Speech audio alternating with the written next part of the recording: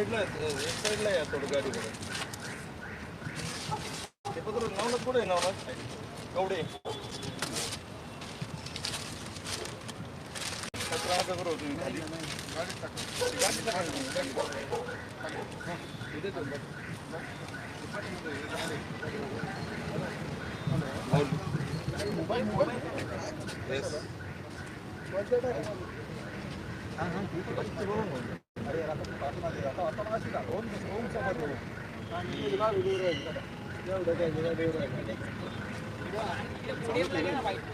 नवनाथ केवढे कुठे जाऊ ते पत्र घ्या नाही एक साईड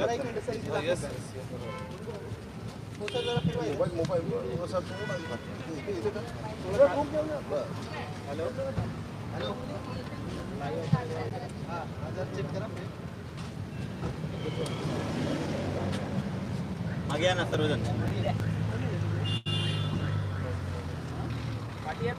वो वाइट शॉर्ट क्या पार्टी या कुठे जातं आहे ना तुझं जरा थांब जरा इकडे दाखव वाईट पोडियमला घ्यायची इकडे नाही पोडियम या पार्टी आहे ना सगळ्या पार्टी आहे ना चालू केलं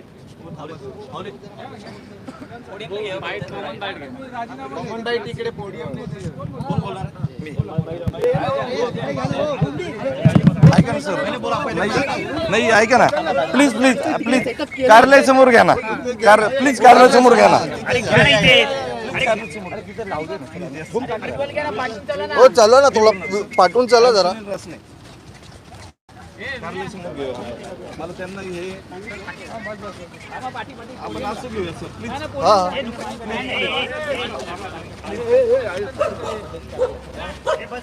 फिरा फिरा रे असं घेऊ या बाजूला बाकी तिकडून अरे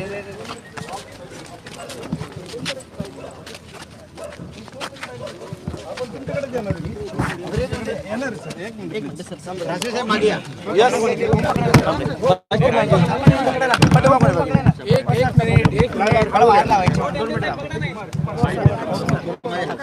एक मिनिट हळू हळू हळू धावपळ नको हळू घ्या हळू घ्या हळू घ्या हळू घ्या हळू घ्या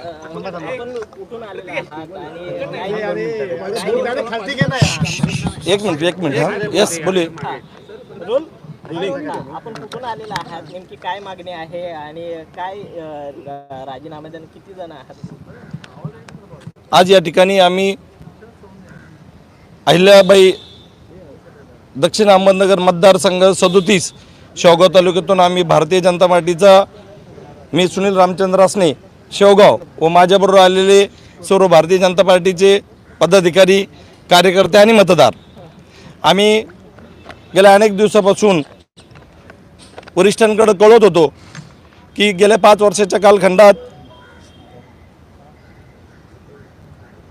विद्यमान खासदार ज्यांचा लोकसंपर्क कमी झाला कामाची व्याप्ती पण कमी झाली आणि छोट्या मोठ्या गोष्टीसाठी जर कोणी गेलं तर त्यांना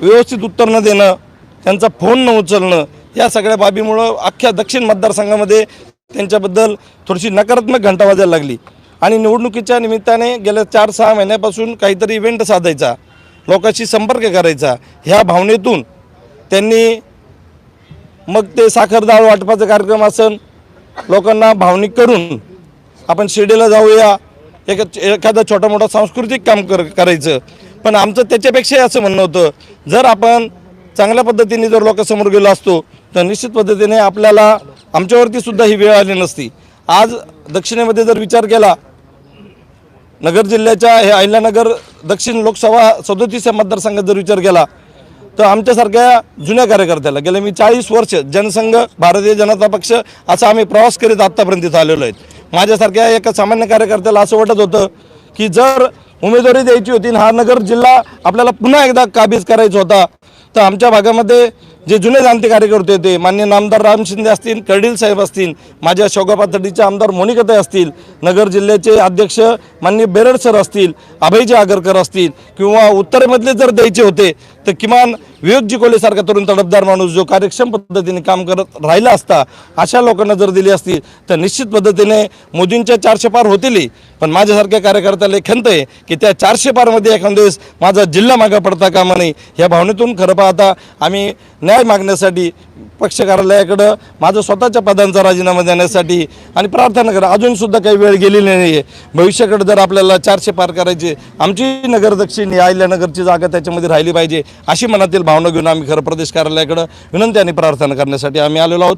मी माझ्या जे 3-4 पदं आहेत माझ्याकडे, ओबीसी कार्यकारिणीचं पद आहे, अनुसूचित जातीचं राज्य कार्यकारिणीचं पद आहे, राज्य चिटणीस पद आहे. हे सगळ्याच पदांचा मी आज ह्या ठिकाणी त्याग करणार आहे, राजीनामा देणार आहे. पण हे राजीनामा देतानाही मी भारतीय जनता पार्टीचा सक्रिय सदस्य म्हणून भविष्यामध्ये या पक्षातच राहून काही शुद्धीकरण करता येईल का असा आमच्या सगळ्यांकडून प्रयत्न राहणार आहे. माझ्याबरोबर गावगावचे सरपंच अनेक गावातून खेड्यामेड्यातून लोक आले. खरं पाहता आम्हाला याला उशीर झाला, त्याबद्दल मी आपल्या सगळ्यांची या ठिकाणी दिलगिरी व्यक्त करतो. आणि भविष्याकडे जात असताना अजून वेळ गेलेली नाही. ह्या सगळ्या गोष्टीचा पार्टीने जर निश्चित विचार केला, आपण बघता राज्यामधल्या निवडणुकीकडे लक्ष लागलेलं आहे. ही अहिल्यानगरची जागा राज्यात नव्हे तर देशात गाजणार आहे. लोक तिकडचे म्हणायला लागलेत ही जागा जनशक्ती आणि धनशक्तीचे. जर आपण कार्यक्षमतेने जर समोर गेलो असतो तर निश्चित पद्धतीने मागील सारखाच आपल्याला विजय प्राप्त झाला असता. पण आता ती होण्याची शक्यता नाही. माझ्यासारख्या कार्यकर्त्याला मनामध्ये खंत आहे. अनेकांची नावं घेतली आता. हो सर. नाही केले सर, नाही केले. आम्ही स्थानिक पातळीवरती नाही बोलवले सर. आम्ही आमच्या स्थानिक नेतृत्वाला निवडणुकीच्या अगोदर काही दिवसांपूर्वीच तुम्ही अशा प्रकारचा राजीनामा देताय, त्यामुळे हा एक स्टंटबाजी केल्याचा देखील आरोप तुमच्यावर होतो. माझ्या होईल सर, निश्चित होईल. कारण की ते आम्ही वाट बघत होतो. बऱ्याच ठिकाणी उमेदवार पार्टी सर्वे करत असती, सर्वेमध्ये ध्यानात येत असतं की हा उमेदवार. आता बघा ना तुम्ही, बरेच अनेकशा पार्ट्यामध्ये उमेदवार डिक्लेअर होऊन सुद्धा त्यांनी वारंवार बदलण्याचा प्रयत्न केला आहे. हे वरिष्ठांचं काम आहे. त्यांना आपल्या भावना ह्या सगळ्या पब्लिकच्या भावना म्हणजे नुसत्या एका कार्यकर्त्याच नाही, त्या पब्लिकच्या भावनेसुद्धा त्यांना निश्चितपणे माहिती होत्या. पण काय कारणास्तव त्यांना पुनश्च उमेदवारी दिली याच्या बाबतीत आम्ही अनभिज्ञ आहोत. वरिष्ठांकडे काही संपर्क साधलेला आहे? वरिष्ठ नाही, पण मी माझ्या जिल्हा पातळीवरचे जे कार्यकर्ते आहेत त्यांना असं आम्ही सगळेजण, एक तर ती थोडंसं वातावरण त्या ठिकाणी दडपशाहीचं असल्यामुळं लोक उघडपणे बोलणार नाहीत. आज सुद्धा कार्यकर्ते बोलणार नाहीत सर. यस,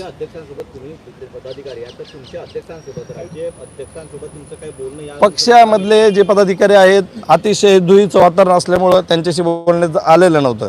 पण सर्वसामान्य जो कार्यकर्ता होता, सर्वसामान्य जो मतदार होता, तो आमच्या वरिष्ठापर्यंत, मग ते आमदार असतील किंवा अन्य कोणीही लोक असतील ज्या त्या भागातले, ते कर्डील साहेब असतील वगैरे कोणी असतील, त्यांच्याकडे हे बोललेले आहेत. आणि सोशल मीडियावर हे सगळा समाज बघतोय. गेल्या 2 महिन्यापासून 4 महिन्यापासून बघतोय की समाजाची काय भावना आहे ही सगळ्यांनी सोशल मीडियावर बघितलेली आहे. त्यामुळे वरिष्ठांना काही वेगळं सांगण्याची मला असं वाटत होतं की गरज नव्हती पडायला पाहिजे. सर्वेमध्ये हे सगळं त्यांच्यासमोर सिद्ध झालेलंच असेल. He is my good friend. माझा तो, एक मिनटं, मी परत त्यांनाही खासदारांनी सुद्धा सांगितलं होतं, ते माझे जुने मित्र आहेत. माननीय खासदार दिलीपजी गांधी साहेब यांच्यावर काम करत असताना दक्षिणेमध्ये मी त्यांच्याबरोबर असायचो. आणि दॅट टाईम ते तालुका उपप्रमुख असायचे. आणि आम्ही अनेक ठिकाणी म्हणजे हॉटेलचे उद्घाटन असतील असे अनेक ठिकाणी मी त्यांच्याबरोबर असतो. आज असा आमचा कोणताही आत्ता या क्षणाला विचार नाही आहे. पार्टी सोडतो म्हणजे मी सांगितलं मी माझ्या सक्रिय सदस्यपदाचा आणि माझ्या सगळ्या याचा आम्ही त्याच्याबरोबर राहून मी माझ्या पत्रात सुद्धा उल्लेख केला आहे की भविष्याकडं आपण जे शुद्धीकरण कसं होईल हे काही कोणाची व्यक्तिगत भावना नाही आहे, ही सार्वजनिक सगळ्या दक्षिण मतदारसंघाची भावना आहे. Okay sir.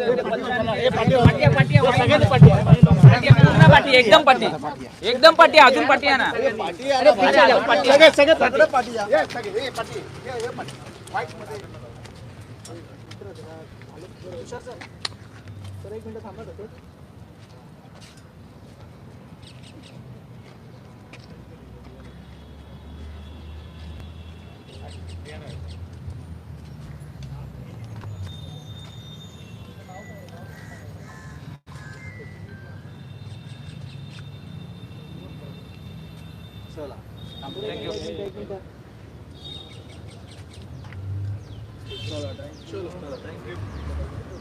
पुढे येऊ नका जाताना. ठीक आहे, थँक्यू.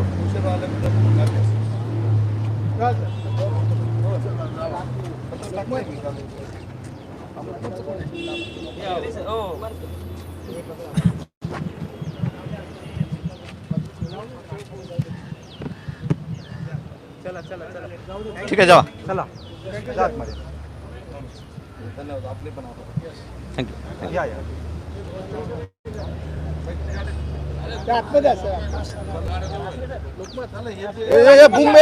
या या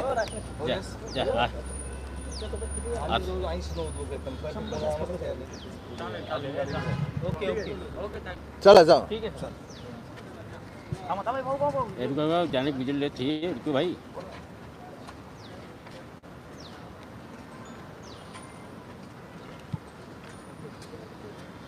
सभी मार्ग लेके